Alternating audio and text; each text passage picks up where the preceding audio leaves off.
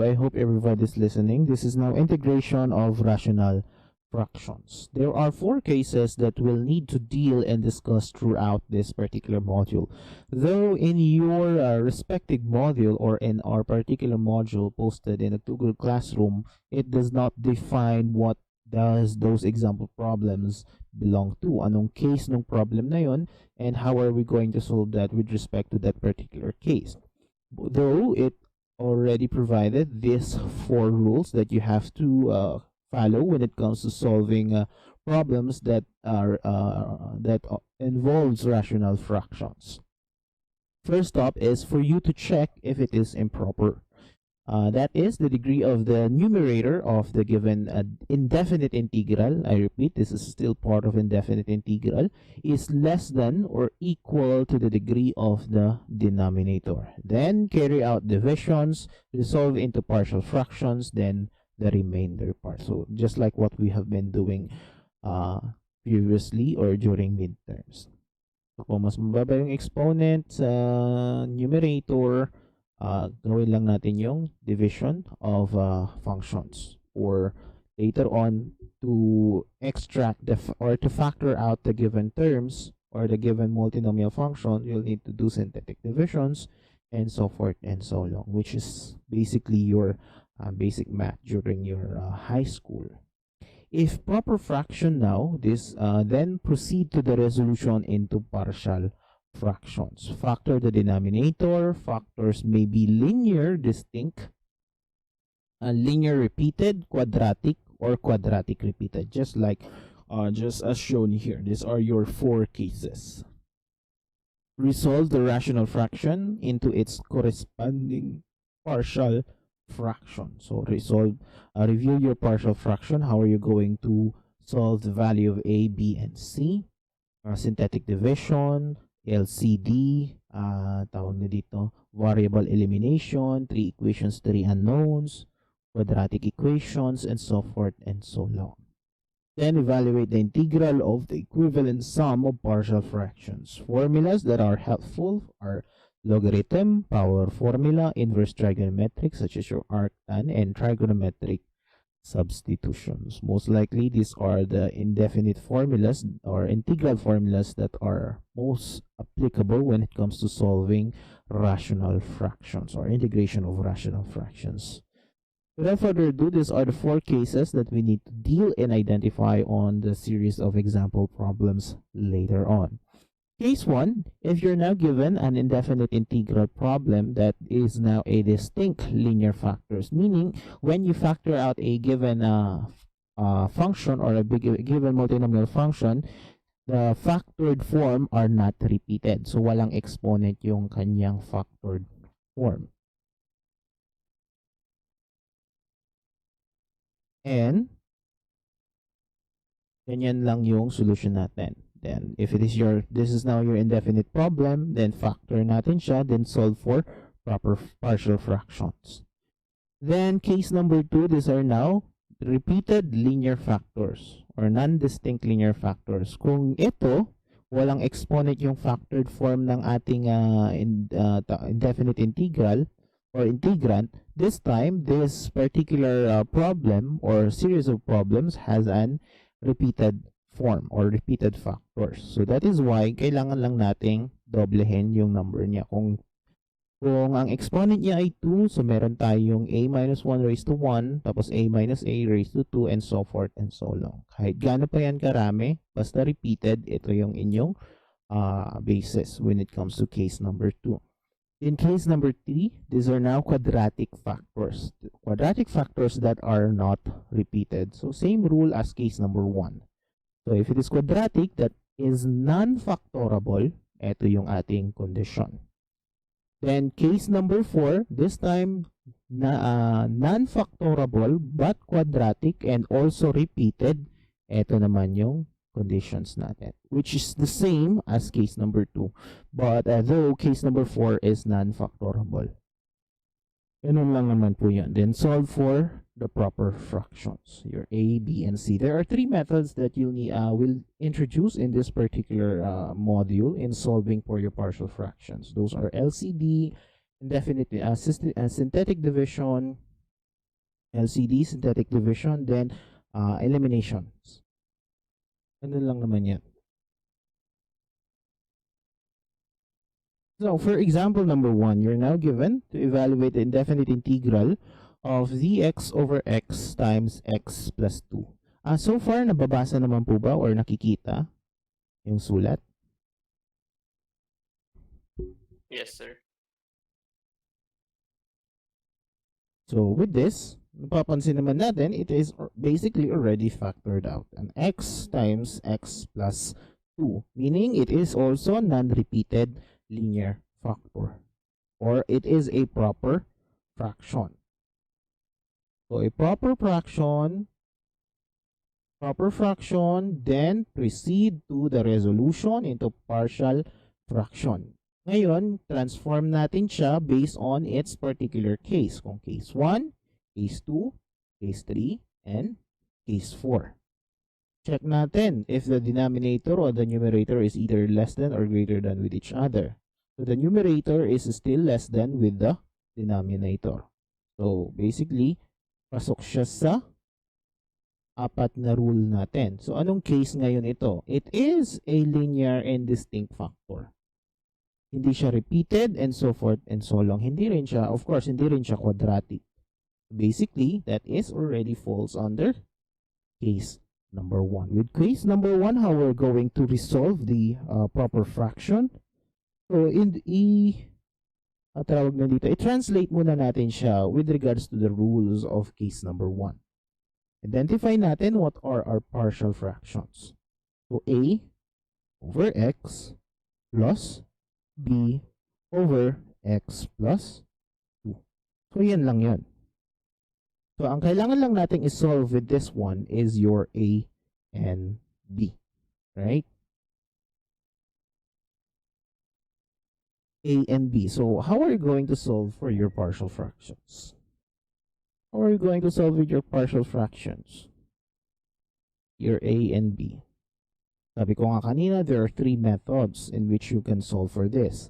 Basically, to extract your equations and perform your eliminations. Then basically use your calculator to do that. Or you may use LCD and you may use substitution. So with this, on the left side of our integrand, we have a denominator of integer equal to an integer 1.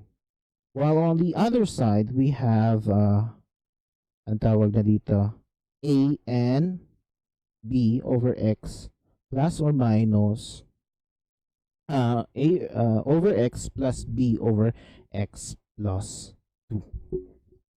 Okay?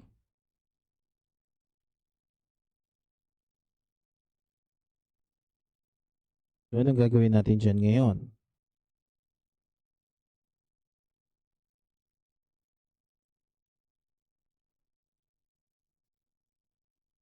Gagawin natin dyan ngayon, this is over x times x plus 2 equal now to a over x plus b over x plus 2. So perform LCD. Perform your LCD. Ano yung multiply natin on both sides? Those are your x times x plus 2. Maka-cancel na to. Titira si 1 equal to a over x times your x times x plus 2. That is simply a x plus 2 plus b times x. This is now our first equation. So with that first equation, there is that thing called elimination. We need a number that will eventually make either variable a and variable b equal to 0. So, anong gusto nyong number, anong pwedeng number or integer ang pwede nating substitute as value of x to eliminate one of these variables, a and b. That is basically your first method of elimination. By substituting or assuming a number that will eliminate either of the 2 variables to resolve your partial fractions.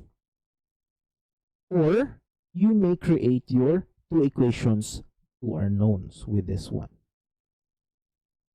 So, dito muna tayo sa elimination. Sa elimination, when it comes to elimination, let us assume an integer for the value of x that will eliminate either variable a or variable b. Anong gusto nyong value ni x para maging 0 si a or si b? Ano? Assume x equal to negative 2. So if we assume the value of x equal to negative 2, 1 is simply equal to a times negative 2 plus 2 plus b times negative 2. That is simply 0 plus negative 2b equal to 1. Or b is simply as a value of negative 1/2. So with that, you can also solve for the value of a by substituting the value of x simply equal to 0. That is simply 1 equal to a times 0 plus 2 plus 0 times b. So 0 na yan. So that is a equal to positive 1/2. So with that, we have solved already our partial fraction. Second method in solving for your partial fraction is what we call this by elimination of variables. Makikita nyo itong ating original form, left and right, 1 over x times x plus 2 equal to a over x plus b over x plus 2. A could be represented in an equation equal to 1 over, what is that? X, tapos nasa b si x plus 2. This is 1.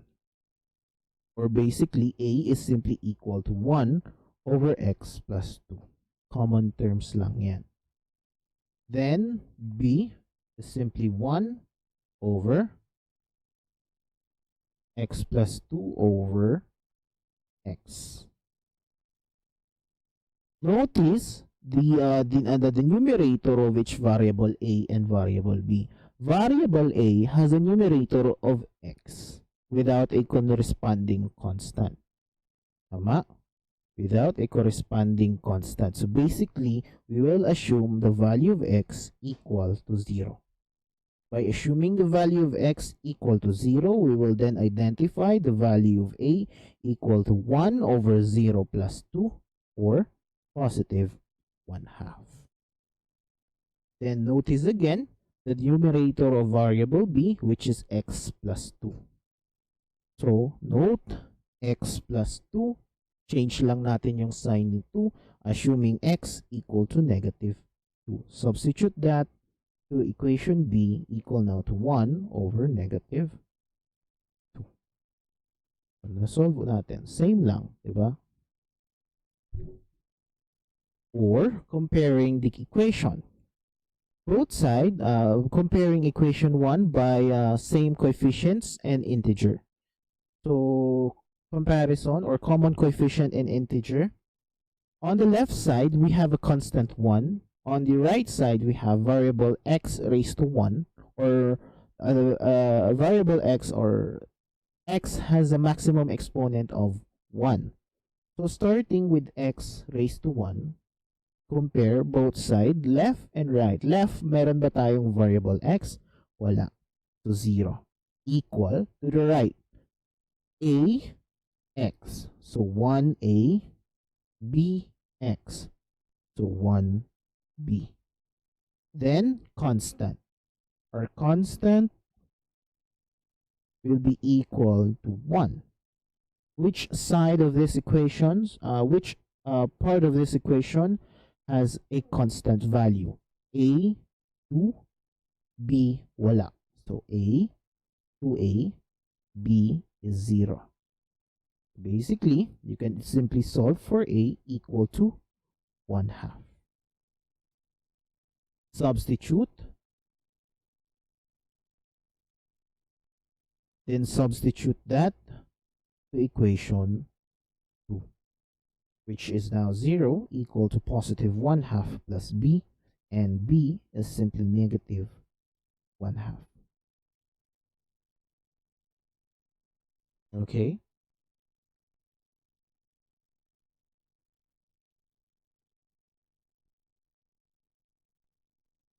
Nakuha po yan kung saan nanggaling yung tatlong solutions natin. Hello? Yes, sir. Gets po ha? Siguraduhin nyo. You can use either of those three methods. Kung na-solve mo siya using elimination or creation of more than two equations, just like the third part, pwede. Mas much better. Pero as much as possible, for me, the easiest one is the second method. As long as you are still involving case number 1. Non-repeated linear factors. Pagdating sa quadratic at saka repeated, mas madaling gamitin yung equation form. Ito, yung nasa pangatlong method. Para direct elimination na kayo and 3 equations, 3 unknowns lang yan. Sakali. Tapos, LCD, by substitution, pwede rin. Pero, kung saan kayo nasanay, yung ibang method, gamitin nyo na lang to check your answers. So, alam na natin yung ating partial fractions. With that, knowing your partial fractions already, you may already substitute that as the new form of your, of your integrand. Or the right side of your integrand. So with this, substitute nyo na lang yung value ni A dun sa taas, which is positive 1/2 over x plus negative 1/2 value ni B over x plus 2. Then, simply distribute or introduce your antiderivative sign, which is the integral. How we're going to introduce that? That is simply 1/2 integral of dx over x minus 1/2 integral of dx over x plus 2. So, ano yan? That is simply 1/2 ln x minus differential of x plus 2 is simply 1 dx. Or, again, that is 1/2 ln x plus 2 plus c. That will serve now as your final answer. Gets po yan? Yes, sir. Good and clear? Hope it is so clear.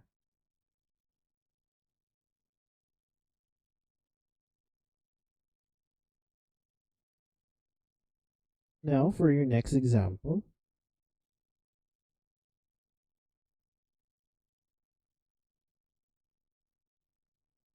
For your next example, tawag na dito, number 2, you're now asked to evaluate indefinite integral of x squared minus 8 over x squared plus 5x plus 6 dx. Okay? Mabagal na naman ng intro na. Again, that is x squared minus 8 all over x squared plus 5x plus 6. Basahin yung rule. Check if improper. That is, the degree of numerator is less than or equal to the degree of the denominator. Stop there. Less than or equal. With this particular integrand or this problem, both numerator and denominator have the same exponent of 2. So, parehas sila ng tawag na dito, degree of numerator and the degree of denominator. So, with this, we will then conclude that this particular problem is a improper fraction. So, how are we going to do that? If it is an improper fraction, proceed to division of improper fractions. So if we're going to divide this, that is simply x squared plus 5x plus 6 divided by x squared minus, divide that, multiply by 1, That is x squared to eliminate x squared minus 5x plus 6, which is now equal to negative 5x. Tama ba? Negative 5x, then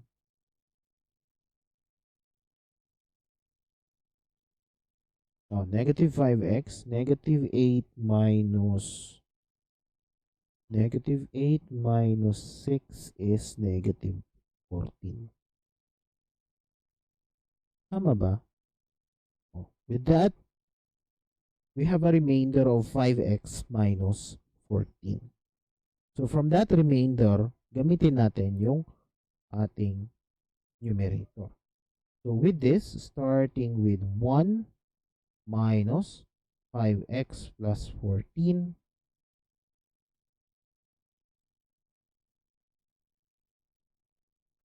over x squared plus 5x plus 6 dx. Okay?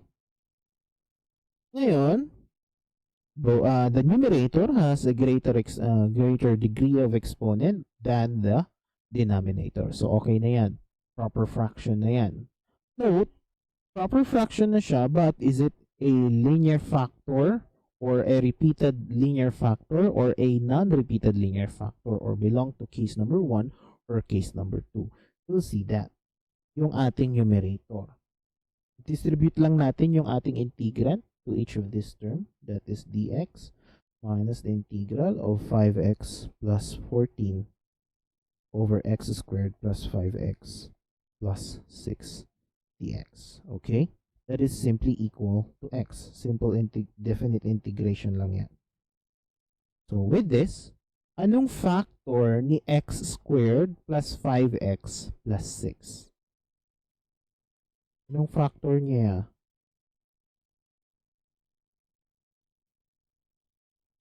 Anong factor niyan?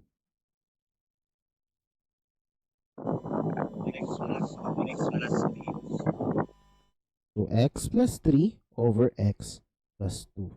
Does this given factored form of that term a repeated linear factor or a non-repeated linear factor?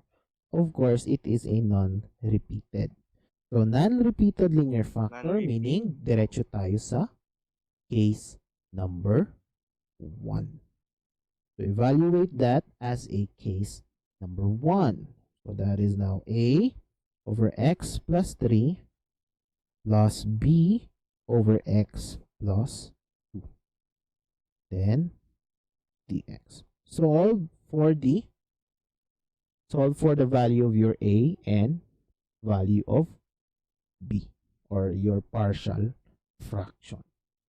Solving for your partial fraction, we have on this side we have 5x plus 14 over x plus 3 times x plus 2 equal to a over x plus 3 plus b over x plus 2. Multiply both sides by x plus 3 and x plus 2 to eliminate the numerator. We will then have 5x plus 14 equal to a times x plus 2 plus b times x plus 3. Ito na ating main equation. So, give me a number that will eliminate either a number for the value of x that will eliminate or make either value of a or value of b equal to 0. Or the term where a and b is equal to 0. Or eliminate a and b. Anong pwedeng value ni x para maging 0 yung term kay a at saka kay b?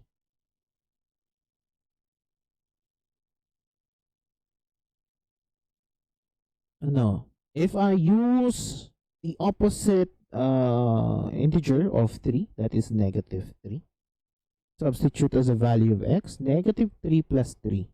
0 times b is 0. But negative 3 plus 2 hindi magiging 0 si A. So basically, we will then eliminate B and solve for the value of A. Solve for the value of A. Kaya na mag-substitute ha, hindi ko na isusulat. Ikita nyo naman.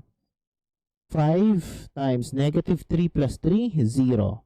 A times negative 3 plus 2. Negative 3 plus 2 is negative 1 times A. So negative A. So 5 times negative 3, negative 15 plus 14. Negative 15 plus 14, negative 1 divided by negative 1. So basically, A is simply equal to positive 1. Okay? And let the value of x equal now what? If I assume the value of x is negative 2, I will then basically eliminate A. Then substitute. Negative 2, 0 na si A. So B times negative 2 plus 3 is positive B. Times 5 times negative 2, negative 10 plus 14 is negative 10 plus 14 is positive 4. So basically B now equal to 4.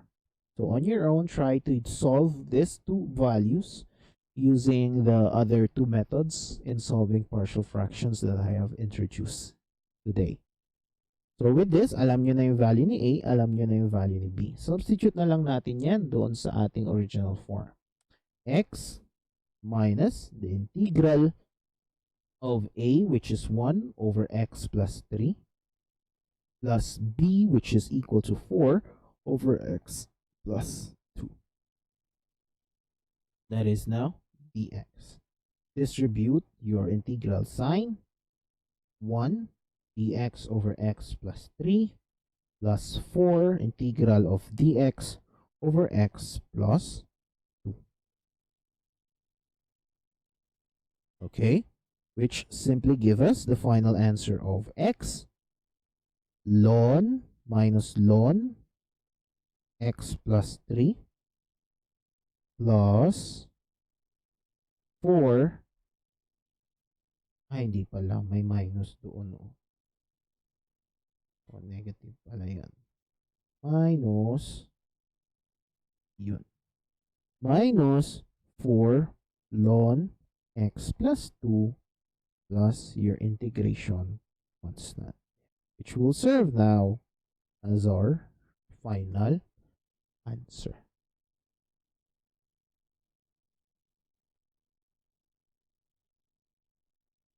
Nakuha po ba yan?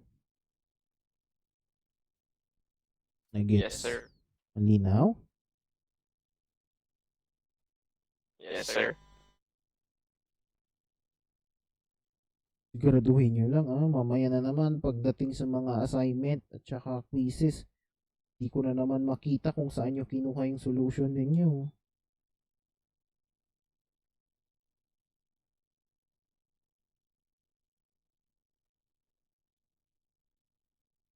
So, huwag pa kampante. Kung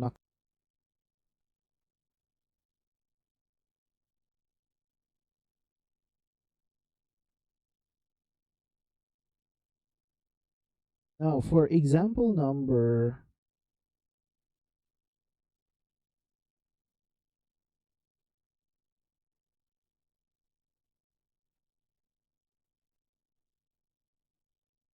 So in continuation, this is example number 3. So you're now asked to evaluate the indefinite integral of 5x minus 12 over x cubed minus 6x squared plus 8x.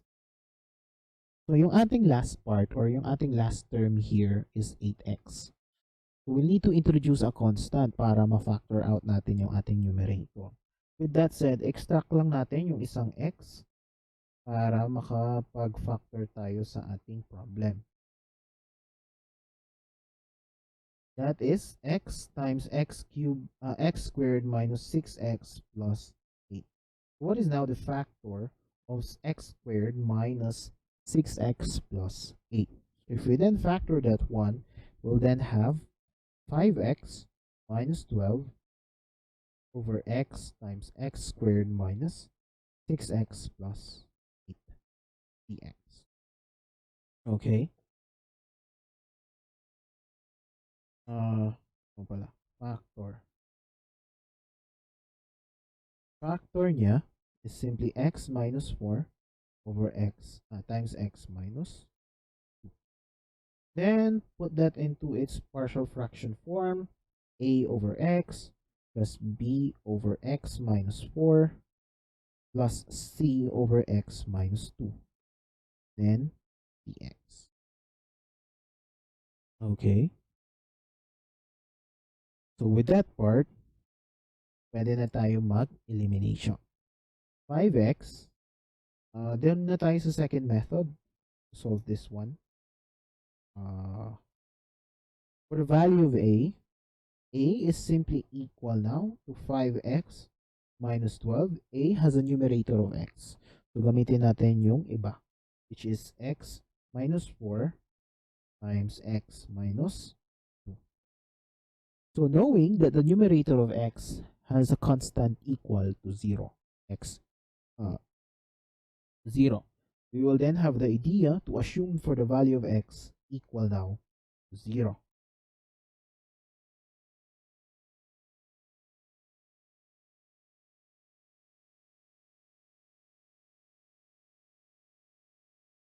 Equal now to 0. So substituting for the value of x equal to 0, we'll then have the value of a equal to negative 3/2. For the value of b, that is 5x minus 12 over x times x minus 4 times x minus 2. No. That is x times x minus 2. Numerator of b is simply x minus 4. Constant, let's assume for the value of x equal to positive 4. Substituting positive 4 to this term gives us the value of b equal to 1. And lastly, for c, that is equal now to 5x minus 12 over numerator is x minus 2. So ang kukunin lang natin yung iba, which is x times x minus 4. Knowing that the numerator of c has a constant form of negative 2, we will then have an idea to assume for the value of x equal to positive 2. Solving for c, that is, kaya na mag-lagay sa calculator. 5 times 2 minus 12 is 10 minus 12, negative 1, ay negative 2. Then 2 times negative 2 is negative 4. Negative 2 over negative 4, positive 1/2. That will be our partial fractions. Substitute lang natin dun sa taas. That is integral of negative 3/2 over x plus b, which is 1 over x plus x minus 4 plus c, which is 1/2 over x minus 2 dx. Distribute our integral sign. Negative 3/2 integral of dx over x plus integral of dx over x minus 4 plus 1/2 of dx over x minus 2. That is simply 3 over 2 ln x plus ln x minus 4 plus 1/2 of ln x minus 2 plus c. So that will be our final answer for this problem. Mandali lang. This is just a second method on solving the partial fraction of the given indefinite integral or integration of rational fraction. So the next example, we'll use the next method and the elimination by equations.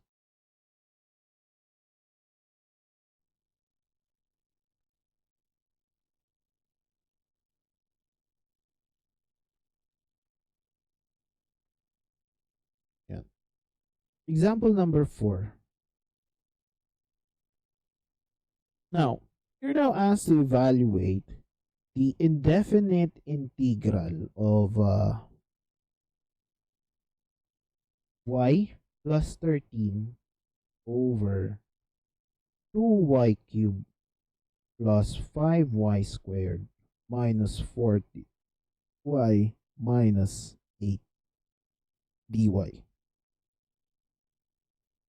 Again, I repeat, evaluate the indefinite integral of y plus 13 over 2y cubed minus 5y squared minus 14y minus 8 dy.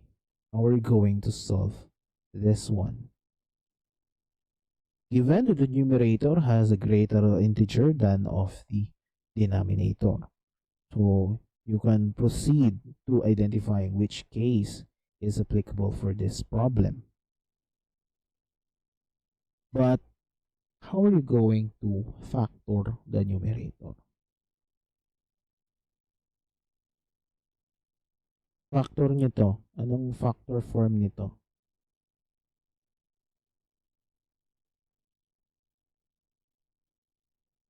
Anong factor niyan?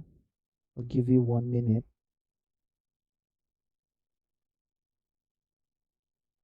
If you can solve it directly.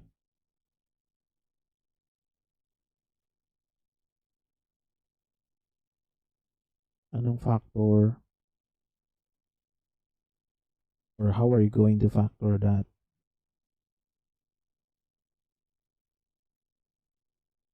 Sir, set aside yung negative 8 din.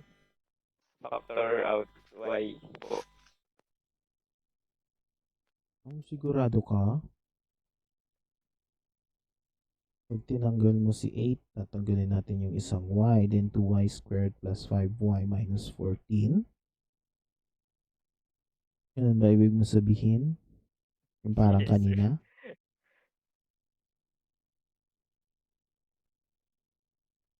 Ganun ba? Remember that this given numerator has a constant term of 8 by the end, at the end. Such as 8 is factorable either by 2 times 4, by 1 times 8, or and so forth and so long, positive or negative. This is one method that we can apply, synthetic division. Naalala pa ang synthetic division? How to use synthetic division? Does anybody remember synthetic division? Kunin lang natin lahat ng coefficients. 2, 5, 14, 8. What are the numbers that if we divide or multiply or apply in this synthetic division, it will then have the constant or make negative 8 equal to 0? Para mabawasan natin yung isang ng isang integer, yung ating variable y. Anong number, anong value or integer ang pwedeng natin gamitin to make 8 equal to 0? Let's try negative 4. Bring down 2. Negative 4 times 2. Negative 8. 5 plus negative 8. Negative 3. Negative 3 times negative 4. Positive 12. Negative 4 plus 12. Negative 2. Negative 2 times negative 4. Positive 8. That is simply 0. These 3 terms here, or 3 coefficients here, represents 2y squared minus 3y minus 2. But that term, can you already factor that term? Hindi pa. So, balik tayo sa synthetic division. 2, negative 3, negative 2. What is a number? Give a number that will eliminate negative 2. That is positive 2. Apply synthetic division ulit. Bring down 2. 2 times 2, positive 4. Positive 1. 2 times 1 is positive 2. 0. So basically, this is now 2y plus 1. Or this is now x plus 4. And this is now x minus 2. Ay, bakit x? Y plus 4 of y minus. So the factor form of, tawag na dito, 2y cubed plus 5y squared minus 14y minus 8 using synthetic division is simply y plus 13 is simply what? Y plus 4 times y minus 2 times 2y plus 1 dy. Ayan na yung factor natin. Synthetic division lang, oh. Sana naalala nyo pa ang synthetic division. And again, express it in your partial fraction. A over y plus 4 plus b over y minus 2 plus c over 2y plus 1 dy. You may use LCD, elimination, and what they call this, elimination. Create your equations. Doon na muna tayo sa pinakamadali. Eliminate lang natin. A equal now to y plus 13 over, ilan yun? A over y plus 4. So simply y minus 2 times 2y plus 1 dy. Dy. So assume let value of x equal, let value of y equal to negative 4. Opposite lang nung constant ng numerator ni a. Negative 4. Substitute lang natin si y as negative 4. So negative 4 plus 13 over negative 4 minus 2 times 2 times negative 4 plus 1. That is positive 3 over 14. Yan na yung value ni A. Si B, ganun ulit, y plus 13 over, ang tawag na dito, y plus 4 times 2y plus 1. Let the value of x equal now to positive 2. B is simply equal to 2 plus 13 over 2 plus 4 times 2 times 2 plus 1. That is positive 1/2. And lastly, for the value of C, that is y plus 13 over y plus 4 times y minus 2. Let the value of y equal now to what? Negative 1/2. 2y yun, oh. 2y plus 1, so negative 1/2. C, simply equal negative 1/2 plus 13 over negative 1/2 plus 4 times negative 1/2 minus 2. Negative 10 over 7. O, di substitute na natin. Substitute nyo na lang. That is now A of 3 over 14 of that is y plus 4 plus 1/2 of that is 1/2 of y minus 2 plus c, which is negative 10 over 7 of 2y plus 1 dy. Distribute your integral sign. 3 over 14 integral dy over y plus 4 plus 1/2 integral of dy over y minus 2 plus minus 10 over 7 integral of dy over 2y plus 1. Paano ngayon yan? Ano ulit? 3 over 14. Differential of y plus 4 is simply 1 dy. So, di na natin kailangan mag-introduce ang correcting factor. That is simply 3 over 14 ln y plus 4. Ganun ulit. 1/2 ln y minus 2. Minus. That is 2y plus 1. Differential of 2y plus 1, 2 dy. So, 2 dy, kailangan nating mag-introduce ng correcting factor equivalent to 1/2. So, 1/2 times negative 10 over 7, that is 10 over 14 of ln 2y plus 1 plus c. So, ito na ngayon yung ating final answer for this problem. Okay?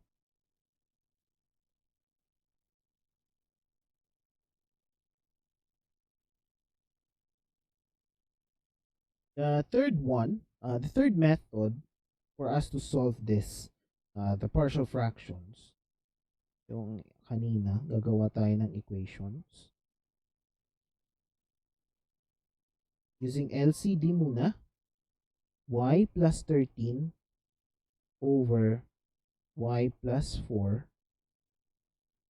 times y minus 2 times 2y plus 1 equal to a over y plus 4 plus b over y minus 2 plus c over 2y plus 1.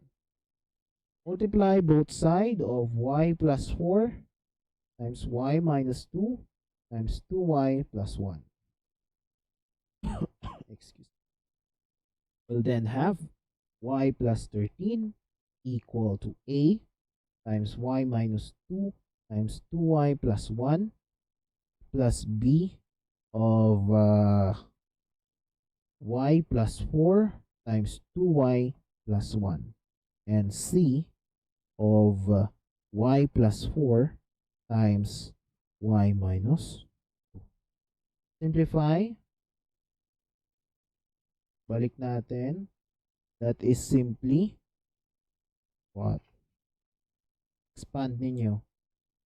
2y squared minus 3y minus 2 plus b of 2y squared plus 9y plus 4 plus c of y squared plus 2y minus 8. Ngayon, yung common terms, kanina na sinasabi ko. Hanapin natin yung coefficient ng same which has the same exponent both on left and right side of this equation. Ano yon? If we have ang pinakamataas na exponent here is y squared. Y squared.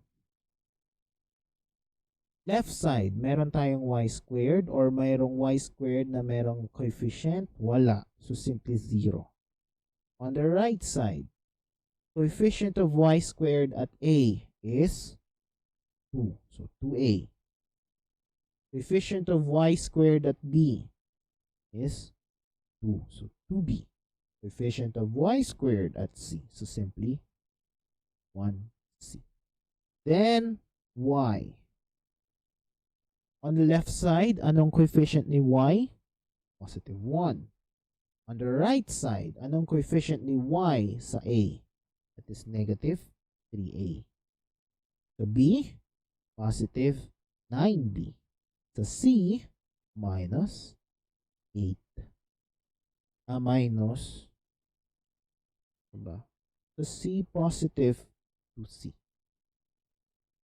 Then, constant. constant. On the left side, we have 13. On the right side, negative 2a, then positive 4b, then negative 8c. Meron ka ng 2, 3, and 4. You may use your calculator, but in terms of your quizzes, exams, and assignments, please show all necessary solutions, complete solutions, detailed and complete solutions. Then perform elimination, extraction of new solution and new equations, then solve for the value of A, B, and C. You can solve that and check for the value of A, B, C using your calculator for 3 equations and 3 unknowns. Mode 5. Equation, then 3. Masosolve mo si A, B, and C, which is practically the same as 3/14, 1/2, and negative 10 over 7. Yan lang naman po yan. Okay? Question. Well, hindi muna tayo magdi-discuss ng sobrang dami. That is for now. Tomorrow na yung next exam.